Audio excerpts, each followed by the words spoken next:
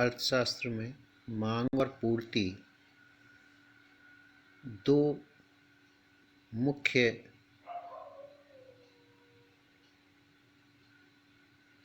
बिंदु हैं। अर्थव्यवस्था की किसी भी समस्या या सिद्धांत में मांग और पूर्ति कहीं न कहीं जुड़े होते हैं।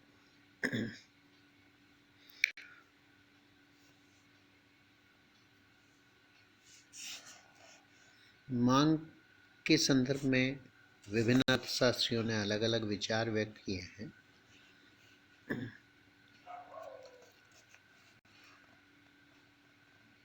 किसी वस्तु की मांग उस वस्तु की वह मात्रा है जो दी हुई कीमत पर एक निश्चित समय में खरीदी जाती है।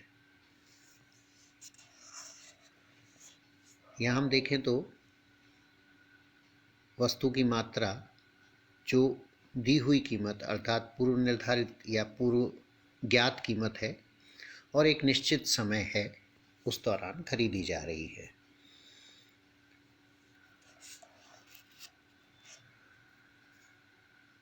मांग के लिए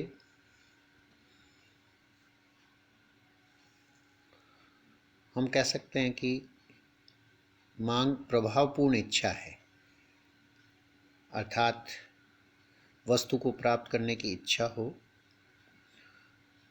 उस इच्छा की पूर्ति के लिए व्यक्ति के पास पर्याप्त साधन है और तीसरा व्यक्ति उन साधनों को व्यय करने या त्यागने को तैयार होता है। इन तीनों दशाओं के होने पर प्रभावपूर्ण इच्छा होती है। मांग में हम एक निश्चित कीमत की बात कर रहे हैं और एक निश्चित समय की बात कर रहे हैं।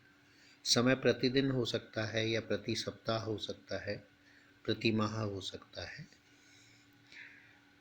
इसके अलावा एक और है कि यह भी है कि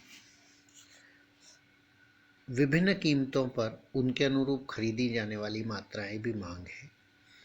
जैसे मान लीजिएगा कि 40 रुपये किलो दूध होगा तो मैं 1 किलो दूध खरीदूंगा, और यदि 50 रुपये किलो दूध है तो हो सकता है मैं आधा किलो दूध खरीद रहा हूँ। तो विभिन्न कीमतों के अनुरूप खरीदी जाने वाली मात्राएं मांग होंगी, जिसे हम एक मांग तालिका में दर्शा सकते हैं।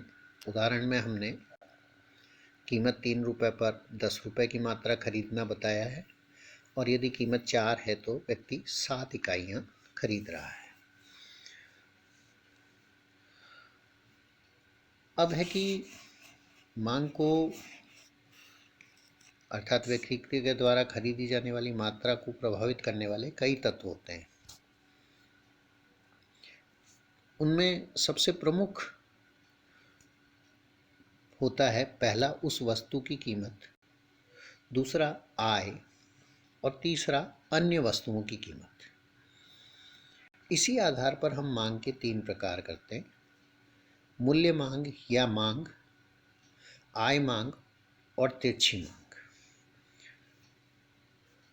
मूल्य मांग या मांग का अर्थ है कि वस्तु की एक निश्चित कीमत पर खरीदी जाने वाली मात्रा या विभिन्न कीमतों पर उनके अनुरूप खरीदी जाने वाली मात्रा, जो हमने यहाँ तालिका में दर्शा रखी है। इसे जब हम कीमत और मात्रा के इस संबंध को चित्र में दर्शाते हैं तो दर्शाए गए चित्र की स्थिति होती है: वाई एक्स पर कीमत दिया है, एक्स एक्स पर मात्रा है, और हमारी मांग रेखा बाएं से दाएं नीचे गिर रही है, जो ये बताती है कि जैसे जैसे वस्तु की कीमत कम होगी खरीदी जाने वाली मात्रा अधिक होगी। यह सामान्य दशा है। इसके विपरीत कुछ दशाओं में, जिनको हम अपवाद कहते हैं, जो हम बाद में मांग के नियम में विस्तार से देखेंगे, तो ऐसी दशा में इस दूसरे चित्र में कीमत और मात्रा का संबंध हमने धनात्मक दर्शाया है, अर्थात जैसे जैसे कीमत बढ़ रही है खरीदी जाने वाली मात्रा अधिक हो रही है। यह दशा हम मानते हैं कि मांग नियम का अपवाद है। इसके बाद दूसरा है आय मांग।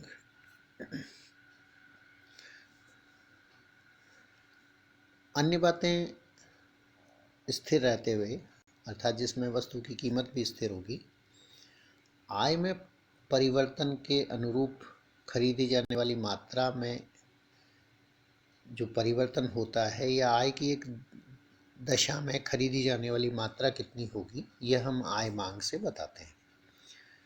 आय मांग की भी दो स्थितियां हो सकती है। आय बढ़ने पर खरीदी जाने वाली मात्रा बढ़ती है, अर्थात सामान्य वस्तुएं होंगी। ए भाग में हमने चित्र में दिखाया है कि जैसे जैसे व्यक्ति की आय बढ़ेगी, खरीदी जाने वाली मात्रा बढ़ती है। चित्र के बी भाग में हमने आय और मात्रा के संबंध को बताया है, किंतु यहाँ आय बढ़ने पर खरीदी जाने वाली मात्रा कम हो रही है। यह दशा इंफीरियर गुड्स की दशा में होगी या घटिया वस्तुओं की दशा में होगी। इसके बाद तीसरा प्रकार है हमारा कि तिरछी मांग। तिरछी मांग का संबंध तभी मिलेगा जब वस्तुएं या तो पूरक हों या प्रतिस्थापन हो।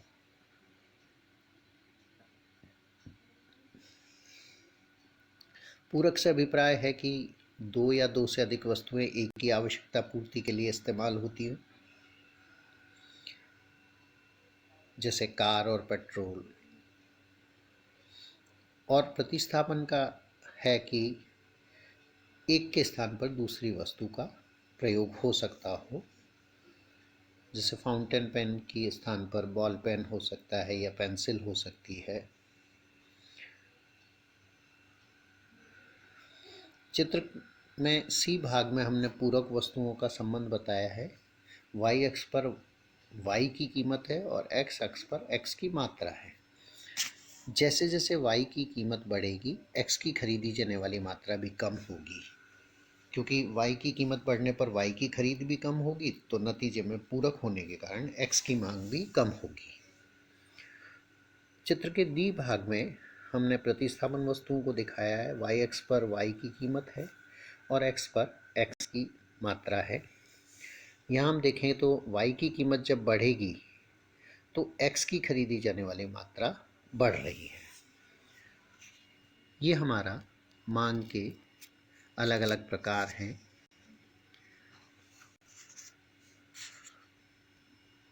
इसके बाद हम आगे मांग नियम की बात करेंगे।